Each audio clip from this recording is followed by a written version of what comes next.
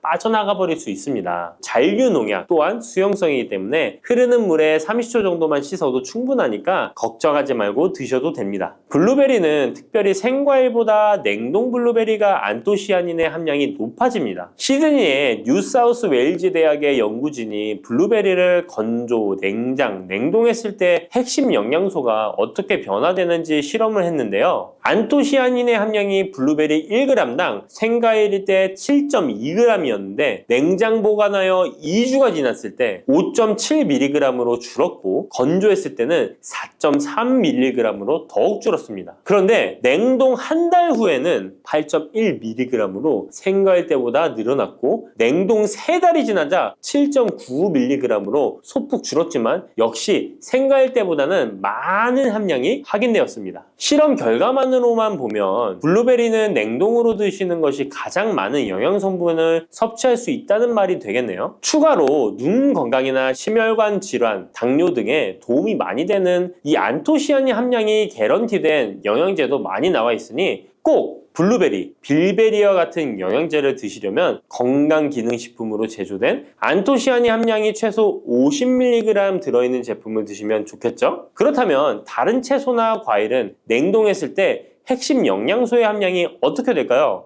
영양소에 따라 보존력이 강한 것도 있고 약한 것도 있는데요. 딸기의 한 종류인 라즈베리는 폴리페놀이 핵심 영양소인데요. 생과일 때보다 냉동일 때 킬로그램당 폴리페놀의 함량이 100mg 정도 상승하는 것으로 나타났습니다. 당근의 경우에는 핵심 영양소가 베타카로틴인데요. 냉동 보관했을 때 3개월이 지나면 베타카로틴의 함량이 현저히 감소하는 것으로 확인되었습니다. 이렇듯 냉동 채소, 냉동 과일은 핵심 영양 성분에 따라 함량이 높아질 수도 있고 낮아질 수도 있습니다. 냉동 블루베리를 구입하셔서 보관할 때는 주의할 사항이 있습니다. 판매되는 냉동 블루베리는 대량으로 포장되어 있는데요. 한 번에 드실 수 없는 양이죠. 냉동 블루베리는 해동해서 드시게 되면 녹으면서 안토시아닌까지 함께 녹아 나오기 때문에 냉동실에서 꺼내 바로 드시는 것이 좋습니다. 혹시나 해동이 되었다면 다시 냉동하시면 안 됩니다. 해동이 되면서 미생물이 증식을 하게 되며 그 상태로 냉동을 하면 미생물까지 함께 냉동이 되고 그것을 드시게 되면 복통, 설사를 유발할 수 있습니다. 자, 이제 블루베리의 효능에 대해 알아보겠습니다. 블루베리의 핵심 영양소인 안토시아닌은 폴리페놀의 일종으로 식물에 많이 함유된 청자색을 띠는 성분인데요.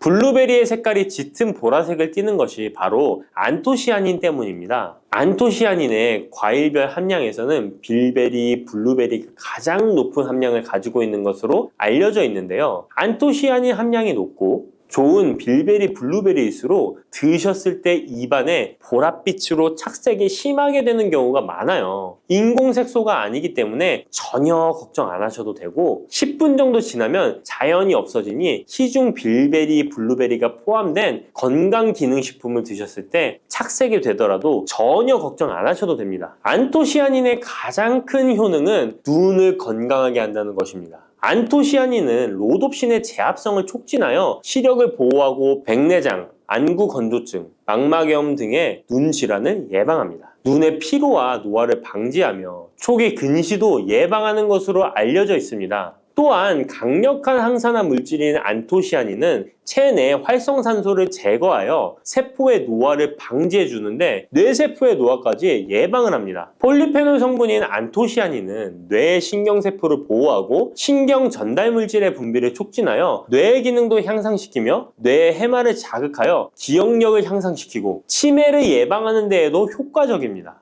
테로스틸벤 성분이 뇌 신경 전달 물질인 도파민과 노르에피네프린의 분비를 촉진하여 집중력을 향상시키는 데에도 도움을 주는 것으로 알려져 있습니다. 간단히 말하자면 블루베리를 꾸준히 섭취하시면 기억력, 집중력을 향상시키고 치매를 예방하는 데에도 조금이나마 도움을 줄 수 있다는 것이에요. 또한 활성산소를 제거하는 안토시아닌은 피부 미용에도 좋은 효능을 발휘하는데요. 피부 노화를 방지할 뿐만 아니라 염증을 제거하고 억제하는 효과도 있어서 여드름, 피부를 개선하는 데에도 도움이 됩니다. 또한 비타민과 미네랄이 풍부하여 피부를 건강하게 유지하고 풍부한 안토시아닌과 비타민C는 피부의 수분을 유지하는 데 도움을 주어 주름을 예방하고 피부톤을 밝게 하는 데에도 도움을 줍니다. 그리고 풍부한 식이섬유는 장의 운동을 촉진시켜주고 장내의 노폐물을 흡착하고 배출시켜 피부 트러블을 개선하는 효과도 있습니다.